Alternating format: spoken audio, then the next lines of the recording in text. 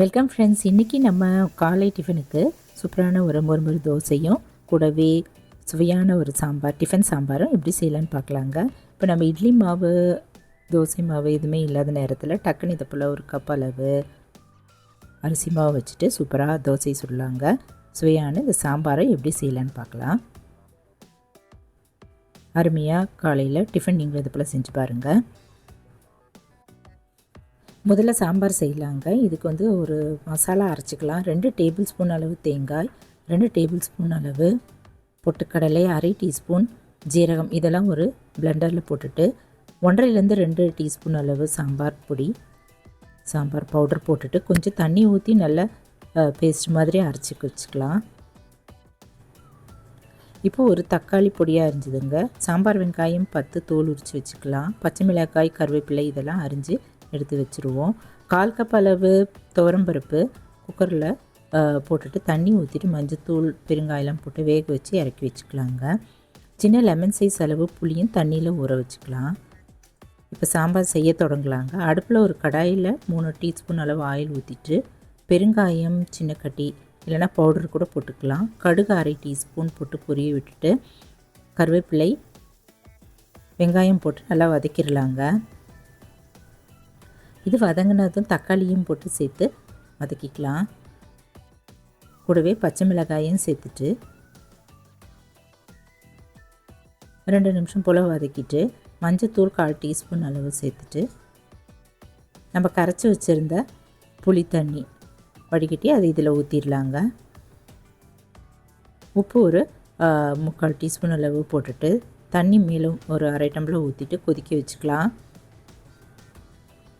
நல்லா இது கொதி வந்த பிறகு வேக வச்சுருந்த பருப்பு தண்ணி இதில் ஊற்றிடலாங்க.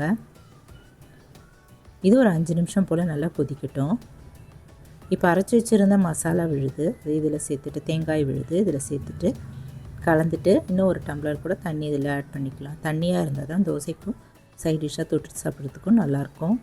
தண்ணி ஊற்றிட்டு நல்லா கரைச்சிட்டு உப்பு பத்தலை, அதனால் 1/4 டீஸ்பூன் உப்பு சேர்த்துட்டேங்க. கரைச்சிட்டு கொதிக்க வச்சிடலாம். அருமையான டிஃபன் சாம்பாரும் தயாராகிடுச்சு.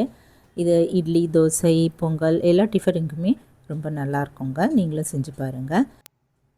இப்போ அடுத்து வந்து தோசையை நம்ம கரைச்சி வச்சுக்கலாங்க. இப்போ ஒரு கப் அளவு அரிசி மாவு ஒரு பாத்திரத்தில் போட்டுக்கலாம். நான் இடியாப்ப மாவு எடுத்துட்டேங்க. கூடவே வந்து 2 டேபிள் ஸ்பூன் அளவு ரவை, 2 டேபிள் ஸ்பூன் அளவு மைதா நல்லா கிறிஸ்பியாக இருக்கிறதுக்கு சேர்த்தாச்சு. போட்டுட்டு இதில் ஒரு அரை டீஸ்பூன் அளவு மிளகு, ஜீரகம் ஒரு அரை டீஸ்பூன் அளவு போட்டுட்டு உப்பு ஒரு 3/4 டீஸ்பூன் அளவு சேர்த்துட்டு சின்னதாக கட் பண்ண கருவேப்பிலை போட்டுட்டு கொஞ்சமாக தண்ணி ஊற்றிட்டு நல்லா கரைச்சிக்கலாம். இது நல்லா தண்ணியாகவே கரைச்சிடலாங்க. ரவா தோசை மாதிரியே ஊற்றலாம். மூடி வச்சிடலாம். 15 நிமிஷம் கழித்து பார்க்கலாங்க. நல்லா ஊறிடுச்சு. இப்போ தோசை சுட ஆரம்பிக்கலாம். அடுப்பில் தோசைக்கல் போட்டு எண்ணெய் ஊற்றி எல்லா இடமும் தேய்ச்சிட்டு ஒரு கிண்ணத்தில் எடுத்துகிட்டு நல்லா இது போல் வெளியிலேருந்து உள் பக்கமாக அப்படியே ஊற்றிடலாங்க. சுற்றியில் எண்ணெய் ஊற்றிட்டு இது திருப்ப தேவையில்லை, ஒரு பக்கமே வெந்தால் போதும்.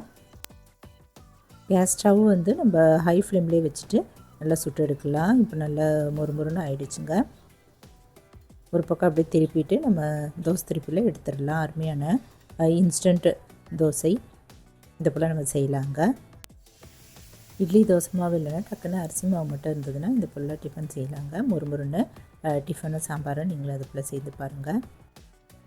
இது போல் டிஃப்ரெண்ட்டான ஒரு தோசையும் டக்குன்னு ஒரு டிஃபன் சாம்பாரும் நீங்களும் வீட்டில் செஞ்சு பார்த்துட்டு எப்படி இருக்குன்னு சொல்லுங்கள். என்னோடய சேனலில் நான் நிறைய ரெசிபிஸ் தான் போட்டிருக்கேங்க. Sweet recipes, snacks, variety rice இது போல் நிறைய நான் போட்டிருக்கேன். ட்ரெடிஷ்னல் ரெசிபீஸும் நான் நிறைய போட்டிருக்கேங்க. நீங்களும் அதெல்லாம் பார்த்துட்டு எப்படி இருக்குன்னு சொல்லுங்கள். ட்ரை பண்ணி பாருங்கள். மேலும் வந்து பார்க்குறதோடு விட்டுறாமல் கூடவே கமெண்ட் பண்ணுங்கள். என்னென்ன ரெசிபிஸ்லாம் உங்களுக்கு பிடிச்சது அப்படின்னு சொல்லி கமெண்ட் பண்ணுங்கள். அப்படி கூடவே லைக் பட்டனையும் தட்டி விட்டுருங்க. இந்த வீடியோ பிடிச்சதுன்னா என்ன சேனலை சப்ஸ்கிரைப் பண்ணிக்கோங்க. தேங்க்ஸ் ஃபார் வாட்சிங். நன்றி, வணக்கம். நம்ம அடுத்த வீடியோவில் பார்க்கலாம்.